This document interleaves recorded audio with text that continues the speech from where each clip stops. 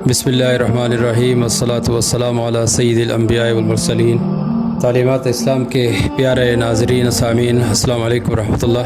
पिछली वीडियो में हमने कुरान के जलाने पर हमारा क्या रद्द अमल होना चाहिए और हमारी बहैसियत मुसलमान क्या क्या ज़िम्मेदारी हैं, इस पर थोड़ी बात की थी।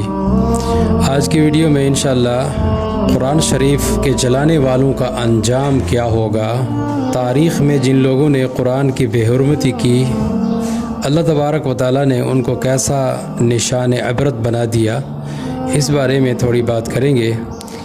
क्योंकि हम सब मुसलमान ये अक़ीदा रखते हैं कि अल्लाह तबारक व तआला सबसे ज़्यादा ताकत वाले हैं, सबसे ज़्यादा कुदरत वाले हैं। पूरी दुनिया जहाँ पर जो है कब्ज़ा है उसका, कोई भी छोटी सी छोटी चीज़, बड़ी सी बड़ी चीज़ अल्लाह ताला के कब्ज़ा कुदरत से बाहर नहीं जा सकती। यहाँ तक कि कोई भी चीज़ अल्लाह के अमर और इरादे और हुक्म के बग़ैर अपनी जगह से दूसरी जगह भी नहीं जा सकती, हम सब का अक़ीदा है। और ये किताब मुक़द्दस कुरान करीम उसी ज़ात आलिया की किताब है, ये उसी का ख़त है जो मुसलमानों की तरफ से आया है। तो इसकी भी वही अहमियत है, इसका भी वही शान है, वही अज़मत है जो अल्लाह तबारक व तआला की ज़ात आलिया की है। यानी इस तरह हम अल्लाह ताला का नाम अदब से लेते हैं तो ये उसकी किताब है, इसका नाम भी अदब से लेते हैं। जब तक सूरज चाँद का निज़ाम चलता रहेगा अल्लाह तबारक व तआला की किताब बाक़ी रहेगी, क्योंकि इसकी हिफाजत का ज़िम्मा अल्लाह ताला ने ख़ुद ले लिया है। एक हदीस पाक में आता है कि क़यामत के करीब कुरान करीम के हरूफ को हटा दिए जाएंगे, यानी खाली औराक़ और वर्क़े बच जाएंगे, कागज़ बच जाएंगे, लेकिन हरूफ नहीं होंगे। और ये क़ुर्ब क़यामत की बहुत ही आखिरी निशानी होगी। इसके बाद बड़ी बड़ी निशानियाँ, आंधी, ज़लज़ले वग़ैरह आग शुरू हो जाएंगी। तो इस हदीस की रूह से हम ये समझ सकते हैं कि कुरान करीम क़यामत तक रहेगा।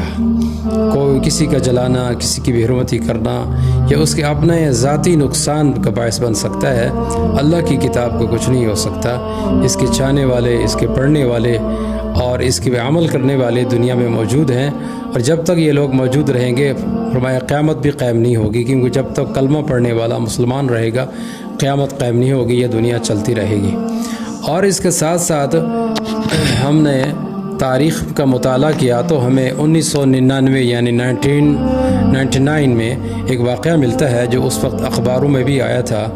तुर्की के शहर में, और यहाँ एक समंदर के किनारे एक छावनी थी, उस पर जो है बहुत ज़्यादा आर्मी वाले थे, यानी यूरोप से आए हुए थे, अमेरिकन, ऑस्ट्रेलियन, मुख्तलिफ़ ममालिक के बड़े बड़े जर्नैल आए हुए थे। और उसमें उनकी आदत के मुताबिक जो है फ़ौज का प्रोग्राम भी था और उस शराब भी चल रही थी।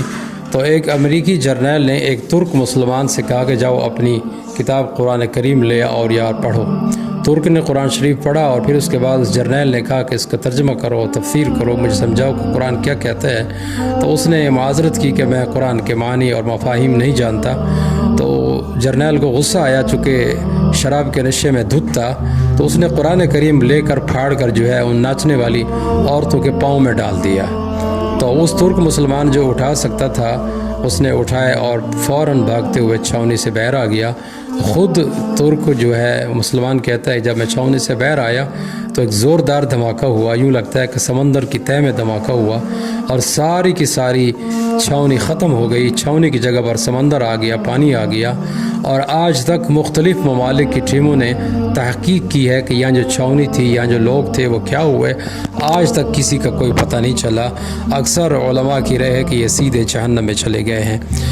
तो अर्ज़ करने का मकसद ये है कि जो भी कुरान के साथ बेहुरमती करता है तो अल्लाह तबारक व तआला अपनी तमाम तर क़ुव्वतों के साथ, ताक़तों के साथ मौजूद है, तो अल्लाह ताला ज़रूर बदला लेते हैं। इस तरह एक वाक़या नार्वे में हुआ, अभी की बात है, जिसमें हमारे भाई इलियास मोहम्मद ने बड़ा बेहतरीन किस्म का कारनामा अंजाम दिया। इन्होंने स्कैनर लगाकर पूरे علاقے کو بند کیا ہوا تھا جہاں وہ آدمی قرآن شریف ہاتھ میں لے کر چلانے کی کوشش کر رہا تھا، اس مجاہد نے سب چیزوں کو ساری سرحدوں کو یا سارے جو اسکینر لگے ہوئے تھے سب سے اوپر جمپ لگاتے ہوئے اس ملعون پر پہنچا اور اس نے اس کو دبوچ لیا۔ جب تک کہ پولیس آتی یا کچھ آتا تو اس نے قرآن شریف اس سے چھین لیا اور اس کو زمین پہ گرا دیا۔ تو یعنی جب تک اللہ تعالیٰ کا نظام موجود ہے، اللہ کی کتاب موجود ہے، اس کے حفاظت کرنے والے بھی اللہ تعالیٰ کے مجاہد موجود ہیں۔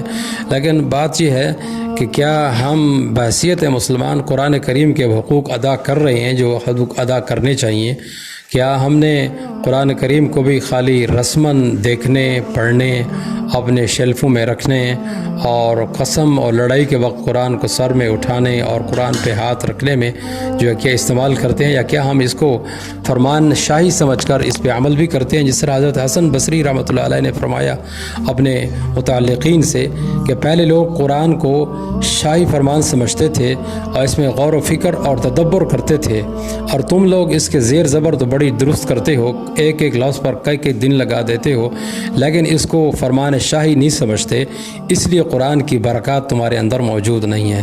کہیں یہی بات تو نہیں ہے کہ ہم اعوذ باللہ یاذ باللہ قرآن کی برکات سے محروم تو نہیں ہو رہے کہ قرآن کا جو حق ہے اس کو پڑھنا، اس کو سننا، اس پہ عمل کرنا، اس کو سمجھنا، اپنے بچوں کو آگے پڑھانا، اور کیا ہم نے ان سب چیزوں کو چھوڑ کر خالی خوبصورتی کے لیے اپنے شیلفوں میں رکھ دیا ہے، اور اس طرح جو ہے اپنی بیٹی بچی کی شادی میں اوپر اس کو لٹکا کر نیچے گزارنے میں لگا دیا ہے، یا اگر کوئی جھگڑا فساد ہو جائے تو قرآن پہ اعتبار دینے کے لیے ہم قرآن کو لاتے ہیں، سر پہ اٹھاتے ہیں؟ تو کیا کبھی ہم یہ بھی سوچیں کہ کیا ہم کہیں بے حرمتی کے زمرے میں تو نہیں آ رہے کہ کہیں ایسا نہ ہو کہ کل قیامت کے دن جب قرآن کریم ان جلانے والوں کو، باتھ روم میں پھینکنے والوں کو، ناچنے والوں کے پاؤں میں رکھنے والوں کو، جب ان کے خلاف اللہ تبارک و تعالیٰ کی دربار میں عرض کرے گا، درخواست کرے گا، کیس کرے گا، تو کیا ہم مسلمان اس کیس میں تو نہیں آئیں گے کہ ہم قرآن کے آداب کا خیال کرتے ہیں، قرآن کی ضروریات کو پورا کرتے ہیں؟ یہ ہم سب، میں اور آپ، ہم سب کے سمجھنے کی بات ہے۔ ہر آدمی اپنی گربان میں جھانک کر یہ دیکھ سکتا ہے کہ کیا میں قرآن کی عزت کر رہا ہوں یا قرآن کی بے حرمتی کا مرتکب نہیں ہوتا۔ اللہ تعالی ہم سب کو حفاظت فرمائے۔ السلام علیکم۔